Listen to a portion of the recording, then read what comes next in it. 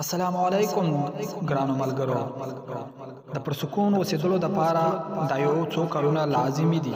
خبردار اگر که زړه غواړئ چې سلامتي سره اوسېږي نو خپل فعال او کال یعنې کارونه او د ژبې فعال دواړه به په دې باندې غور کوئ. اگر که تاسو لا پته ولګېږي چې یو کار مو غلط وکړلو نو په هغه باندې فورا تاسو آمادګي ظاهر کړئ.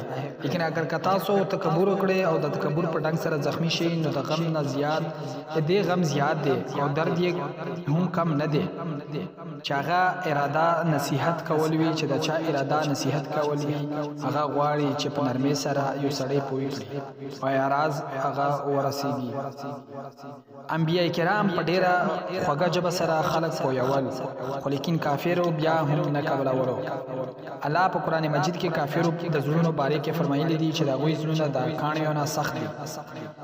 بدکارو لا د بزرګانو کیسې کول هغوی له مزه نه ورکوي او د زناکارو او د عشق او محبت خبرې کول د هغوی سره مینه او محبت اظهار کوي، دوی له خوند ورکوي. بد خبرې بدکارانو لا ډېر خوند ورکوي.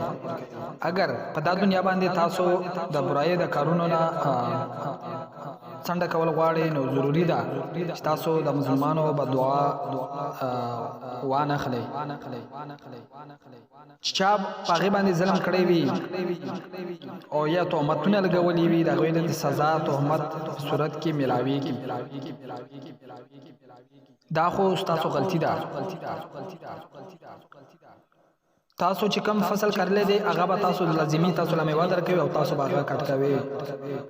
څوک چې کله یو مزدوري انسان وکړي نو هغې له د مزدورۍ سیلا میلاویږي، خوشحاله به وي. الله د طرفه تاسو له د مزدورۍ سیلا به میلاو شي که چېرې تاسو ښه عمر تېر کړلو. دین علاوه مرګ مثال د آینې په شان دی. انسان چې څومره روغ وي هماغه شان دی به هغې له آینه کې ځان لیدلی شي. اگر انسان ښکلی وي نو آینه کې به هغې له ځان ښکلی لیدلی شي او اگر انسان خراب وي نو هغې له به آینه کې ځان خراب لیدلی شي. مطلب تور وي تور به لیدلی شي ورله ځان، که سپین وي سپین به ورله ځان لیدلی شي.